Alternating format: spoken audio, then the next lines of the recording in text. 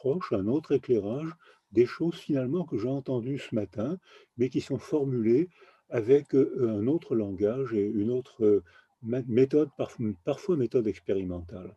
Alors la question qui nous a été posée: le destin, c'est un enchaînement de faits inexorables vers un aboutissement. Le trauma, on est tous d'accord pour dire que c'est un événement qui fracasse, l'âme, et l'adolescence, alors là, il y a eu des petites divergences d'opinion. La puberté est un phénomène biologique, qui est déjà influencé par le développement et par les pressions environnementales, les pressions sociales notamment.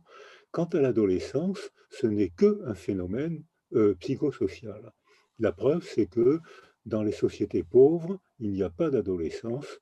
Les filles sont engrossées dès que leur corps le permet, et les garçons, vont au chantier ou à l'armée, dès que leurs petits bras le permettent. Donc voilà un petit peu, c'est la seule petite divergence.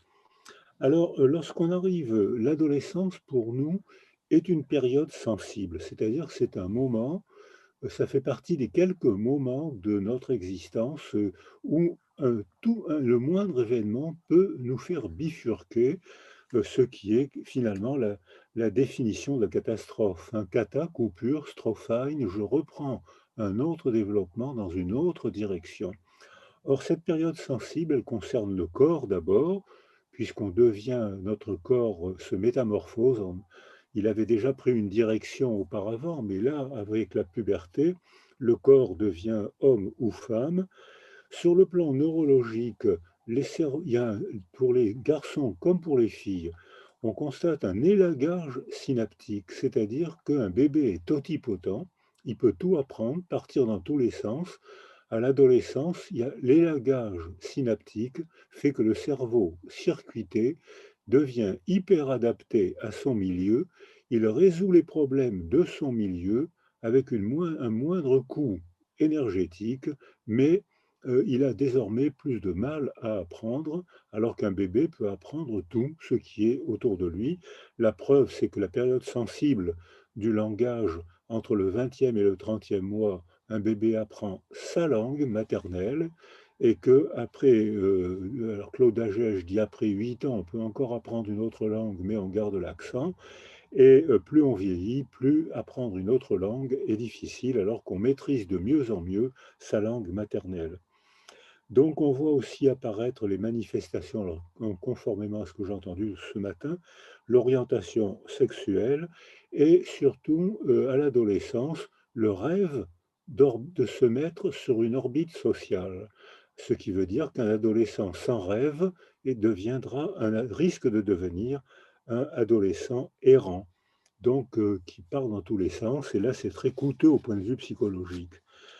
Heu, de ce mode d'approche veut dire que avant l'adolescence, on s'engage dans l'adolescence avec les facteurs de protection ou les facteurs de vulnérabilité qu'on a acquis dans la période préverbale, pendant la grossesse, avant que la parole se mette en place et que le petit sujet commence à devenir maître de sa parole, et ensuite les récits familiaux et les récits collectifs.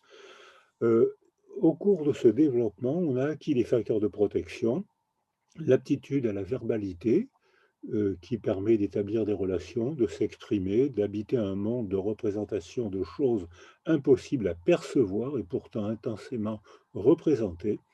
Des habiletés relationnelles, l'école, les copains, la famille. Quand arrive un trauma flagrant, comme par exemple une guerre, un tremblement de terre, mais on parle beaucoup moins des traumas insidieux, et la neuroimagerie montre que ces traumas à peine conscients, insidieux, sont largement plus délabrants que les traumas faciles à voir et à comprendre. On peut avoir acquis des facteurs de vulnérabilité, c'est-à-dire une mauvaise verbalité, une dissocialisation provoquée probablement par une dysfonction parentale, une famille insécurisante ou en difficulté, une mauvaise scolarité qui est un facteur de protection précieux. Ben, ces enfants-là ne l'acquièrent pas, Et le même trauma, ça n'existe pas le même trauma, c'est pour faire un schéma de raisonnement. Mais je veux dire, un même événement sera traumatisant pour l'un et ne sera pas traumatisant pour l'autre, ce que on constate et on sera tous d'accord.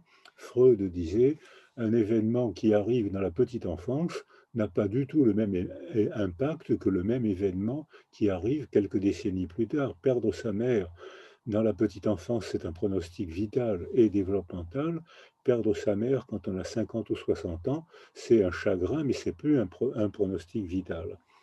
Donc cette période sensible de l'adolescence, on s'engage avec le capital auparavant acquis, imprégné dans notre mémoire biologique, c'est puisque maintenant la neuroimagerie montre que un déficit environnemental, surtout affectif, et la parole à ce stade du développement a une fonction affective bien plus qu'informative, eh bien on voit que lorsque les enfants sont privés de ces affects, la parole, on la présente comme un affect, eh bien on constate des anomalies cérébrales qu'on photographie sans peine les atrophies bifrontales, les atrophies de la partie postérieure du système limbique et l'hypertrophie des deux amygdales rhinencéphaliques, ce qui veut dire que désormais une même information va être pour l'un une émotion insoutenable, alors que pour l'autre, ce sera une émotion agréable et stimulante.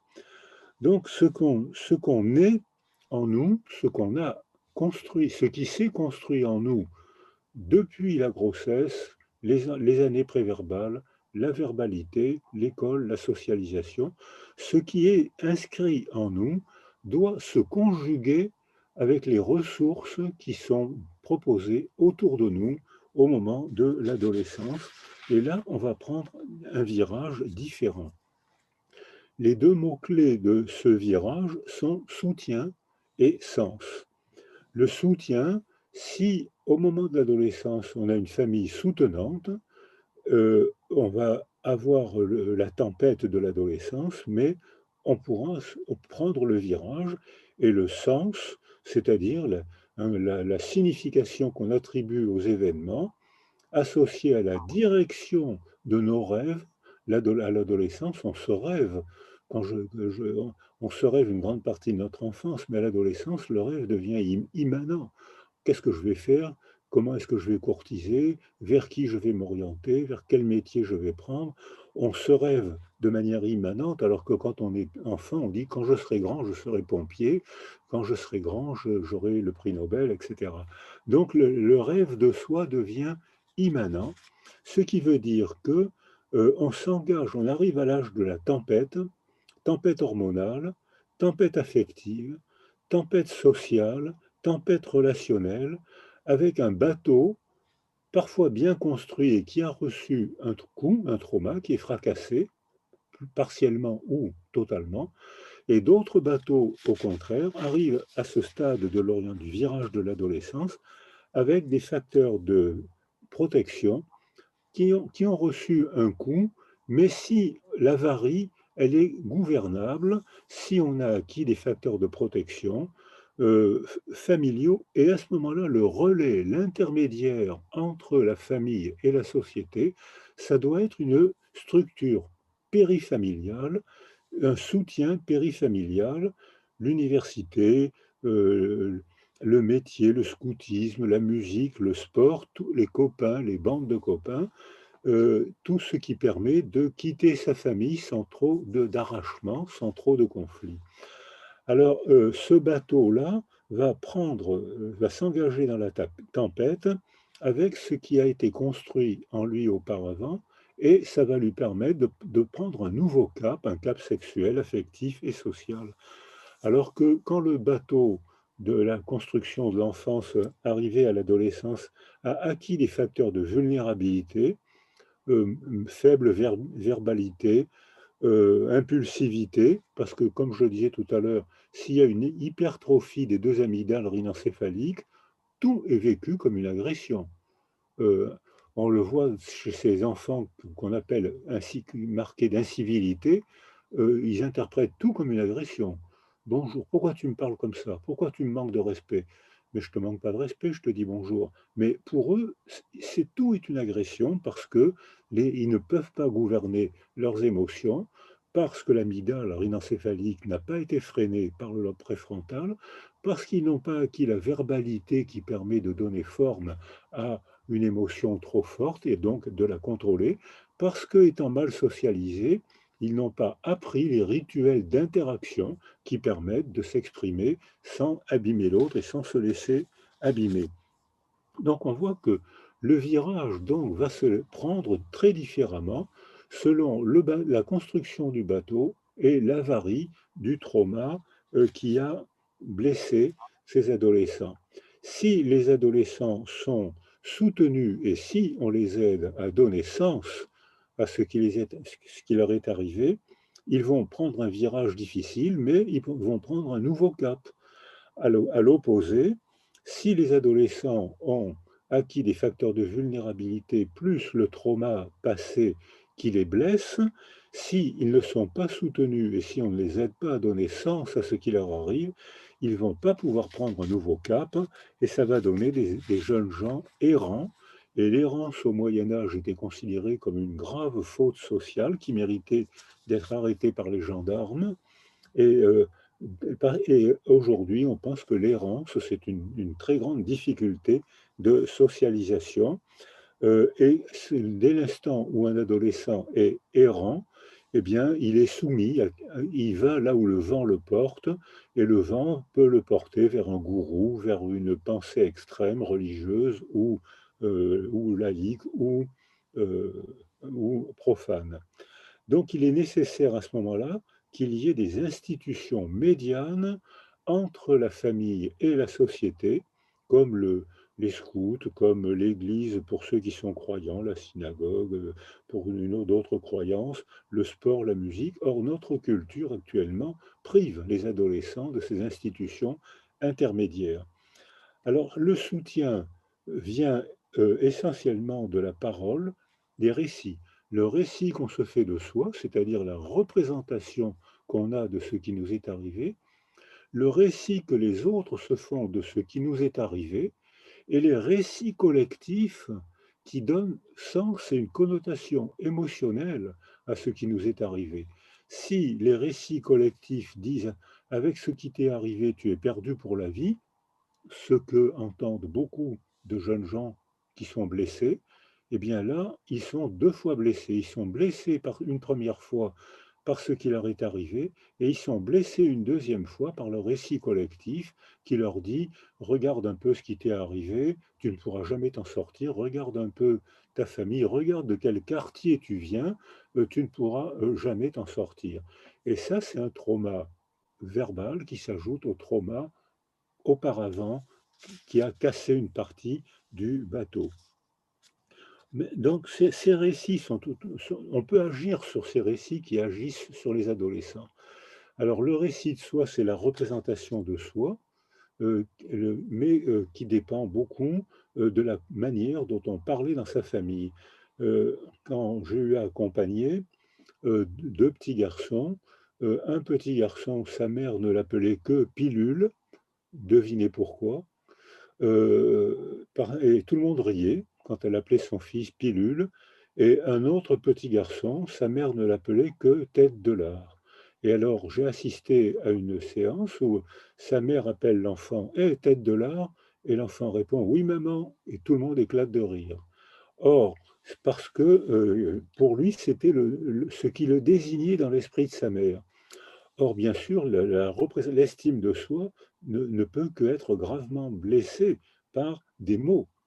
Or, on sait maintenant que les neuroimageries montrent que ces insultes, ces mots quotidiens, c'est pas grave, je t'ai appelé tête de lard, c'est des bousculades, eh bien, ces insultes, ces mots dévalorisants, pilules, ou ces dévalorisations quotidiennes finissent par provoquer des émotions. Ces émotions ont un substrat biologique, les catécholamines, les hormones du stress, le cortisol et bien d'autres. Et ces émotions répétées quotidiennement finissent par modifier le fonctionnement cérébral. Et si ça dure trop longtemps, ça finit même par modifier la structure cérébrale. Et on a vu des des neuroimageries qui montrent que des enfants qui se développent dans des milieux familiaux constamment répulsifs finissent par avoir des atrophies du corps calleux, c'est-à-dire des fibres qui font la jonction entre les deux hémisphères. Donc, c'est l'insulte.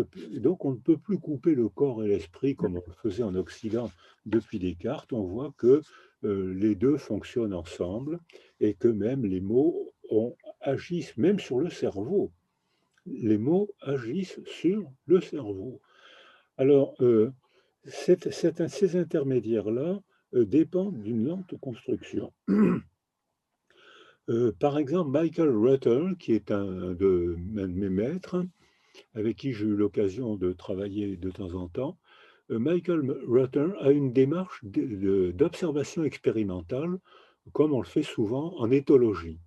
C'est-à-dire qu'il a pris une population de 17 petites filles qui avaient été abandonnées. Et ces 17 petites filles, alors j'ai mal dit, je recommence. Il a pris deux populations de 17 petites filles abandonnées. Une population avait été recueillie dans une institution et une autre population de 17 petites filles avait été mise dans des familles d'accueil. Puis, arrivé à l'adolescence, c'est-à-dire au moment du virage, les 17 petites filles qui étaient restées dans des institutions ont vécu le premier amour comme un trauma supplémentaire. Et là, il y a une décompensation très douloureuse à l'occasion du premier amour, alors que les 17 petites filles qui avaient été placées dans des familles d'accueil ont vécu le premier amour comme une deuxième chance.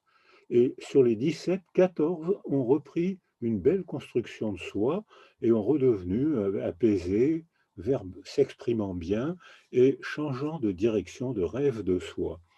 Alors avec Michel Delage à Toulon et la petite équipe toulonnaise, on a refait un peu la même expérimentation et on a confirmé que, en effet, sur une population de un peu moins de 37 enfants suivis dans un CMP jusqu'au moment du premier amour, alors pour faire un schéma, on va dire 15 ans, 14 ans pour faire un schéma, quoique le premier amour est très intense et n'est étonnamment peu parlé. Les enfants sont intensément amoureux sans le dire. Le deuxième amour, il est plus verbalisé, et là, il y a un désir de concrétisation.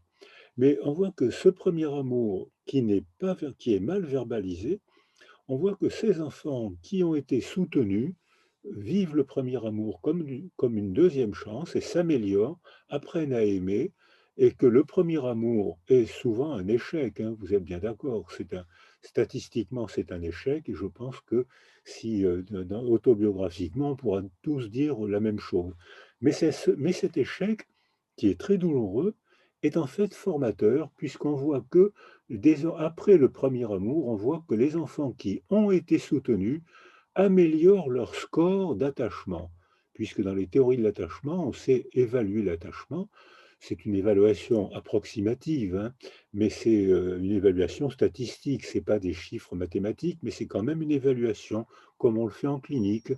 Eh bien, les enfants qui ont été sécurisés, blessés par l'échec du premier amour, au deuxième amour, éprouvent ça comme une véritable chance supplémentaire. Ils ont appris à aimer. Alors que les enfants qui n'ont pas été sécurisés au cours de leur développement, après l'échec fréquent du premier amour, vivent le deuxième amour comme un trauma insupportable. Donc c'était une autre méthode qui permettait de confirmer ce que Michael Rutter avait soulevé, le problème qu'il avait soulevé. Alors, le problème qu'on pose maintenant, c'est est-ce qu'un trauma aguerrit ou est-ce qu'un trauma vulnérabilise? Alors, si on prend des raisonnements, une cause provoque un effet, on ne peut pas répondre à cette question. Mais si vous acceptez de raisonner en termes d'évolution, comme je l'ai proposé jusqu'à maintenant, grossesse, année préverbale, verbalité, école, amour, socialisation. Si vous acceptez de faire un raisonnement évolutif, on se rend compte que les enfants qui ont eu un trauma dans leur enfance, quand ce trauma a été entouré, et qu'ils ont un deuxième trauma ou une émotion intense, l'amour ou un deuxième trauma, un échec au bac ou quelque chose qui pour eux est un trauma, eh bien, on voit que s'ils ont été soutenus au moment du premier trauma, ce qui s'inscrit dans leur mémoire, c'est il est possible de trouver un secours. Il suffit que je m'exprime. Si j'ai appris à m'exprimer, dans ma mémoire, il est inscrit, on va m'aider. Ils souffrent du trauma, mais la résilience est facile à déclencher parce que dans leur mémoire, ils ont ajouté au trauma la mémoire du secours, de l'aide. À l'inverse, ceux qui, au moment du premier trauma, n'ont pas été secourus, ils ont été laissés tout seuls, ils ont souffert, ils n'ont pas verbalisé, donc ils n'ont pas ajouté le remaniement affectif que permet la parole, eh bien ils ne l'ont pas fait parce qu'on ne s'est pas occupé, parce que la vie les a entraînés, ils ne l'ont pas fait. Lorsqu'arrive un deuxième moment d'émotion intense ou un deuxième trauma, alors cela s'effondre. Ce qui veut dire que si dans le premier cas, vous allez en conclure que le premier trauma a guéri et permet de supporter les autres traumas, et au contraire, vous risquez d'en conclure que dans le deuxième cas, un trauma vulnérabilise, puisque le deuxième trauma les a complètement effondrés. Alors que si vous acceptez de tenir un raisonnement évolutif, on voit que c'est une construction constante, ce qui fait que si quelqu'un a été soutenu au cours de son développement normal par sa mère, son père, sa famille, son école, son quartier, etc., il affrontera mieux le même impact sera pour lui moins traumatisant, alors que s'il a acquis des facteurs de vulnérabilité, le pire facteur de vulnérabilité, c'est la carence affective, puisque depuis la Roumanie, qui représente la catastrophe pour un enfant, la catastrophe suprême, on voit sans difficulté les atrophies bifrontales, l'atrophie limbique et l'hypertrophie des amygdales rhinencéphaliques. Et ça, c'est une règle qu'on voit qui est facile à photographier. Mais donc, on voit que dans ce raisonnement longitudinal, dynamique, on voit que ce sont des interactions constantes, donc on peut très bien intervenir à différents stades pour essayer de modifier la représentation de soi, l'estime de soi, c'est-à-dire la mémoire autobiographique.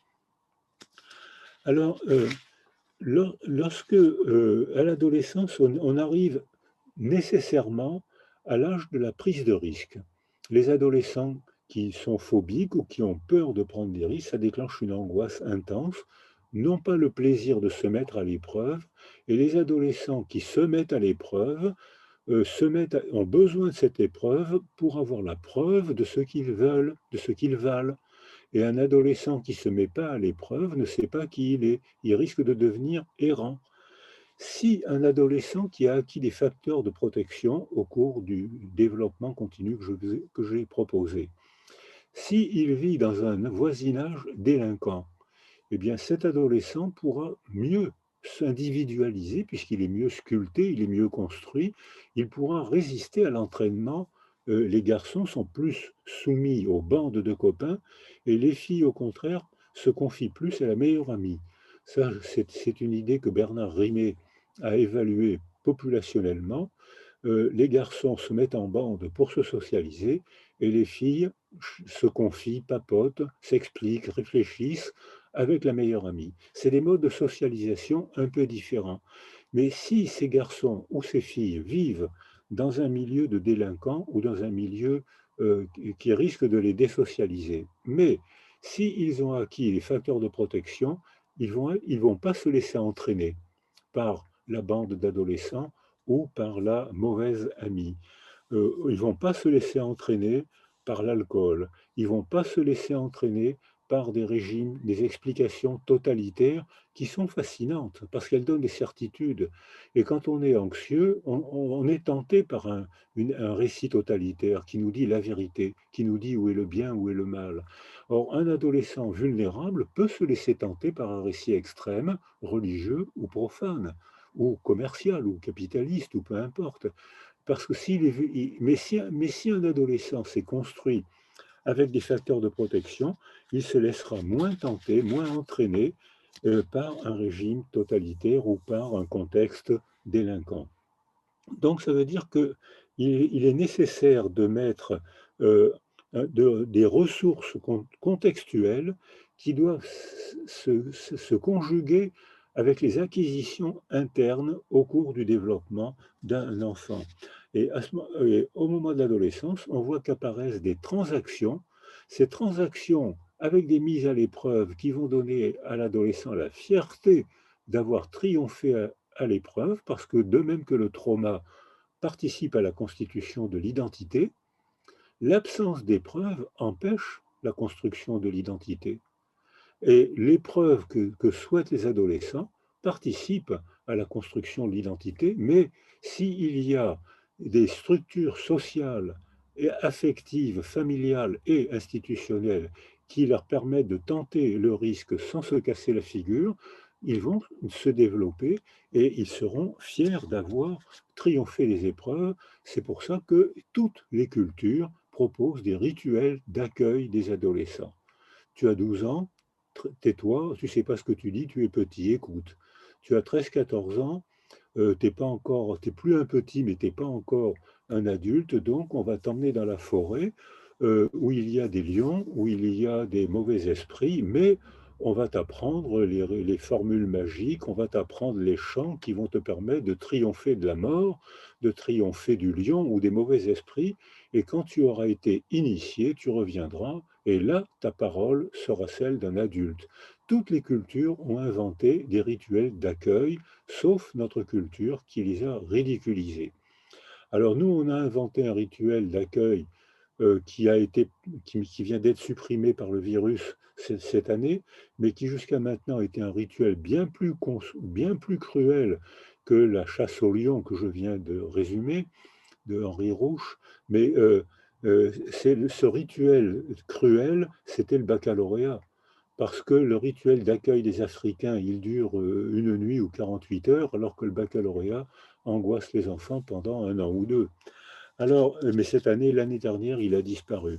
Donc, il y a des transactions résilientes, c'est-à-dire qu'on peut reprendre un bon développement dans une autre direction parce qu'on est blessé, on a été blessé, parce que le bateau a été avarié, mais on peut reprendre une bonne navigation ou en revanche, il peut y avoir des transactions aggravantes parce que c'est un moment, une période sensible de notre vie. Il y a d'autres périodes sensibles.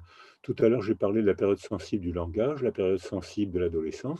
Le trauma réalise une période sensible, l'amour réalise une période sensible, la maternité réalise une période sensible, et on voit que notre vie passe, il y a plusieurs moments sensibles et que ces virages sont importants au moment de l'adolescence, mais il y en a d'autres. Donc, le raisonnement que je vous propose, c'est de renoncer aux causalités linéaires, une cause provoque un effet. Alors ça, c'est Descartes qui nous a fait le coup.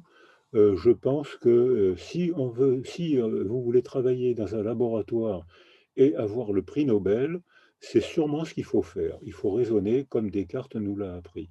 Mais en revanche, si on est praticien, ce qui a été mon cas, si on est praticien, on doit conjuguer des sources hétérogènes, biologiques, affectives, psychologiques, socioculturelles, et c'est de la convergence de ces sources-là qu'on va voir comment on peut se développer vers des facteurs de protection ou vers des facteurs de vulnérabilité.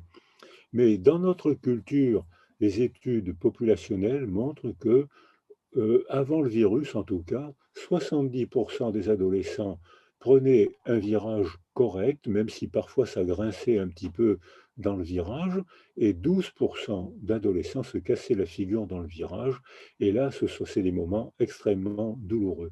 Voilà, donc c'est un peu les idées que je voulais proposer.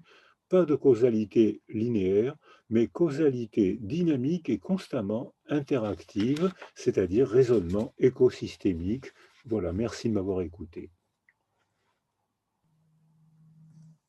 Bien, merci beaucoup Boris Cyrulnik de cet exposé, donc effectué dans des conditions un petit peu changeantes, modifiées par rapport au programme. Alors moi, je dois dire que j'ai toujours évidemment beaucoup de plaisir à vous écouter. Alors évidemment, pour le contenu de ce que vous apportez, et puis j'ose le dire, pour votre voix si suave et si apaisante, voilà, qui évidemment nous aide aussi à comprendre donc un matériel issu d'une autre discipline et qui n'est pas toujours évident pour nous. J'en profite pour dire, je pense que les choses ont un peu changé sur les rapports crispés entre psychanalyse et puis neurosciences. Je pense que ça a beaucoup changé. Malheureusement, il y a encore quelques ayatollahs des deux bords qui pensent qu'il y a une certaine incompatibilité. Donc moi, j'ai été élevé à la pensée de Serge Lebovici et de René Dyatkine, plutôt René Dyatlin, qui disait que le psychanalyste ne pouvait parler de ce qu'il voyait, de ce qu'il observait, de ce qu'il entendait dans son cabinet ou dans son cabinet un petit peu élargi, et que les concepts ne pouvaient venir que du dispositif psychanalytique. Mais que si les autres sciences médicales, la biologie, la neurobiologie venaient infirmer les théories psychanalytiques, alors à ce moment-là, il fallait s'interroger. Voilà, mais je crois que les neurosciences de longue date, pour paraphraser un livre de Gérard Pommier, ont plutôt tendance donc à renforcer voilà, le bien fondé des idées psychanalytiques. En tout cas, je vous remercie de ce nouvel exposé. Alors, je ne sais pas si nous aurons l'occasion de pouvoir le discuter. Je ne sais pas combien de temps vous pouvez rester ou pas.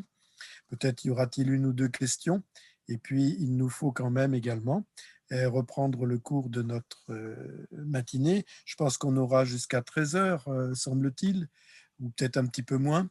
Et donc, je propose à Brigitte Blanquet peut-être de revenir. Boris, vous avez jusqu'à quelle heure? Je reste avec vous, je reste avec vous autant que vous le voulez. D'accord, donc pour la matinée, c'est bon, vous pouvez rester un petit peu avec nous. D'accord. Alors, je m'adresse quand même aux organisateurs, Marion. Donc peut-être, comment procède-t-on? On revient donc maintenant sur l'exposé, voilà, si riche d'Emmanuel Cole, ou quelques questions à Boris Cyrulnik, puis on revient à Emmanuel, ou les deux ensemble. Brigitte, vous êtes là? Oui, oui, je Voilà. suis là. J'attendais les consignes pour savoir par quel exposé j'allais démarrer. Bien un peu comme vous l'entendez aussi, Brigitte. Bon. Eh bien, je propose de réagir en écho tout d'abord à l'exposé de Boris Cyrulnik, qui en effet un exposé apaisant, comme tu l'as souligné, Jean-Yves, et surtout porteur d'espoir, voire même d'espérance. Et ça fait du bien de vous entendre, puisque les adolescents ont une propension à inquiéter leur environnement. Et quand on vous écoute, on perçoit aussi la logique interne à partir d'une lecture beaucoup plus neurologique, mais qui au fond produit aussi une certaine intelligibilité et compréhension de ce qui se joue à l'adolescence.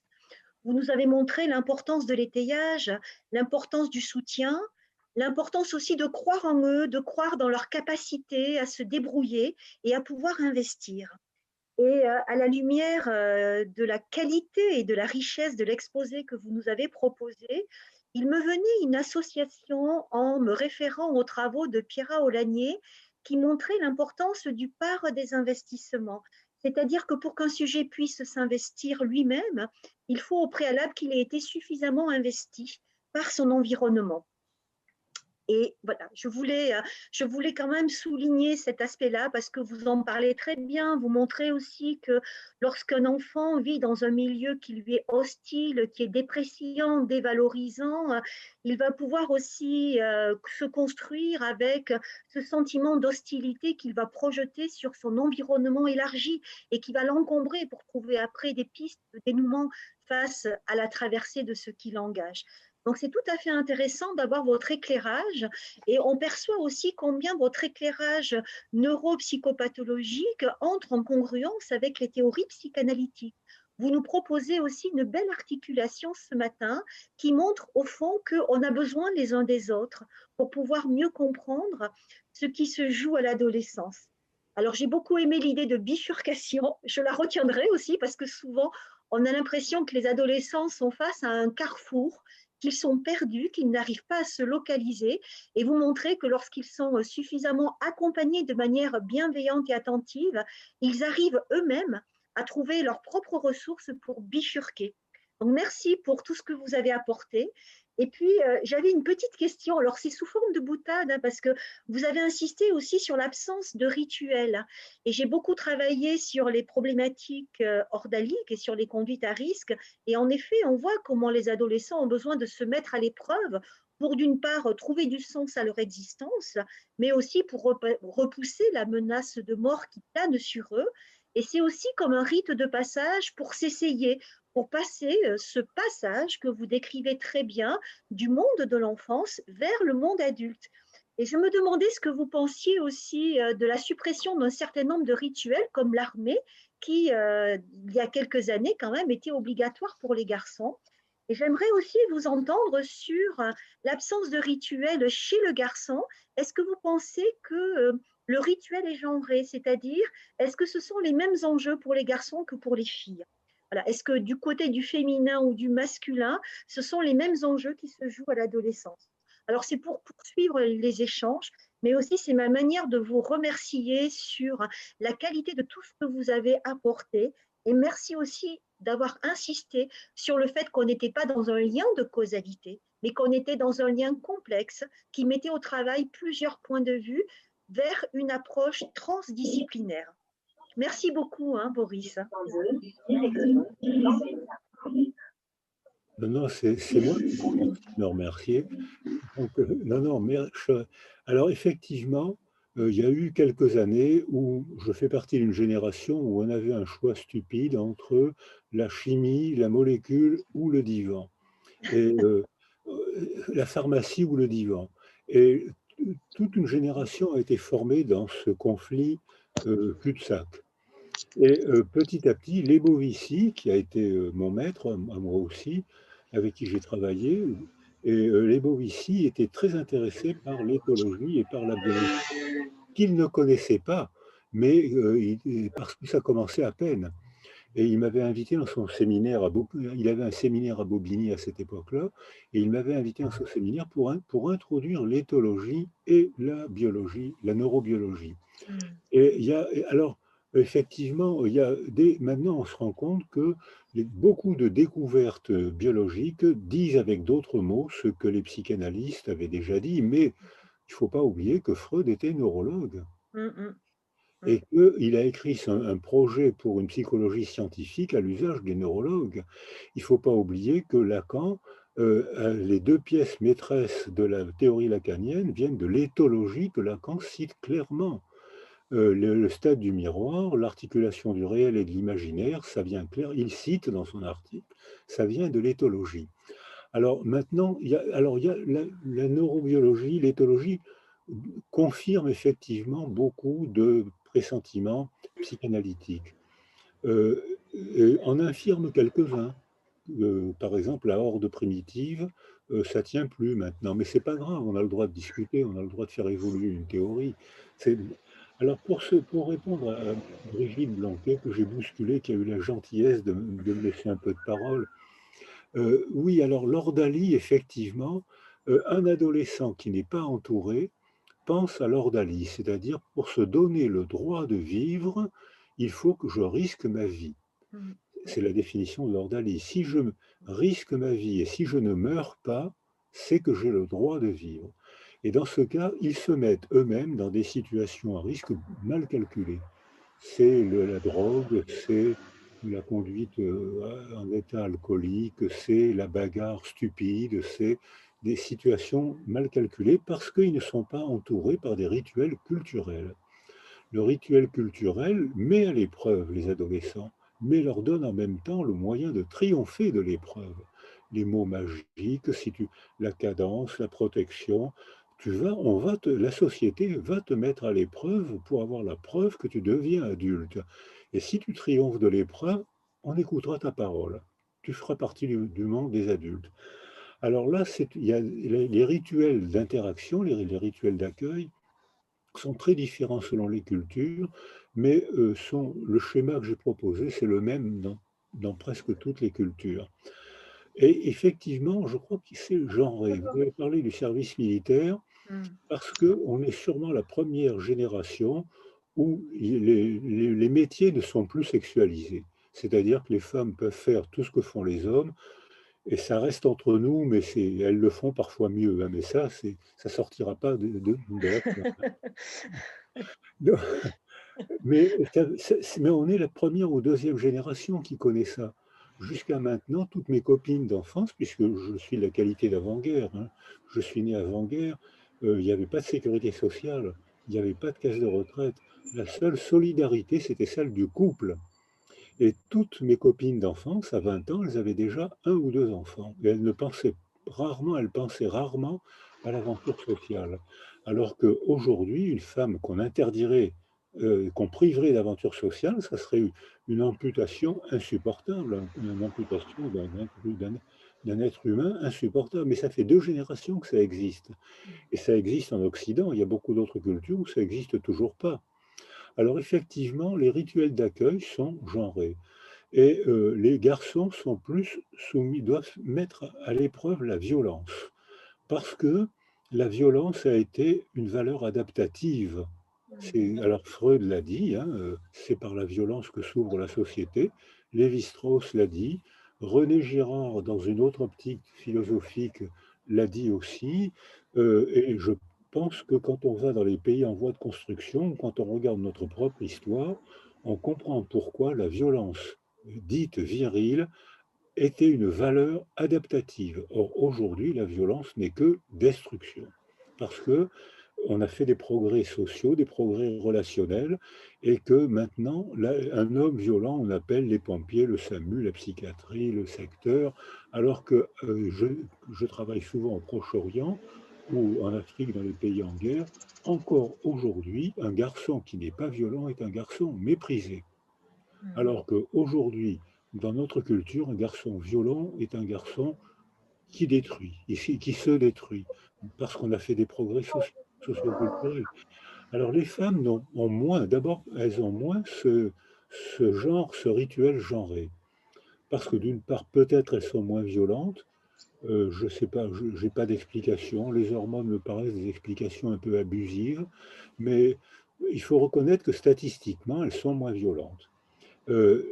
C'était un handicap dans les cultures où la violence était adaptative, c'est peut-être un bénéfice dans une culture où la violence n'est que destruction. L'éthique est peut-être mieux adaptée. Tiens, j'ai fait un lapsus intéressant, ça. Adapté. Mais donc on voit qu'on rejoint le raisonnement que Brigitte Blanquet a proposé, c'est-à-dire que dans le raisonnement que je viens de vous proposer, j'ai intégré des disciplines différentes et qui pourtant fonctionnent ensemble. C'est pour ça que je pense que c'est des raisonnements écosystémiques. Dans un système pulmonaire, l'oxygène de l'air franchit la paroi solide des poumons et flotte sur le liquide du plasma. On a 3 systèmes hétérogènes, gazeux, solides, liquides, et pourtant ils fonctionnent ensemble. Or, il y a 30-40 ans, quand j'ai fait mes premiers groupes de recherche, on me disait il ne faut pas mélanger les disciplines parce que ça fait des théories bâtardes. Or, maintenant, le CNRS, l'INSEE, l'ANR recommandent des équipes pluridisciplinaires. Merci. Merci.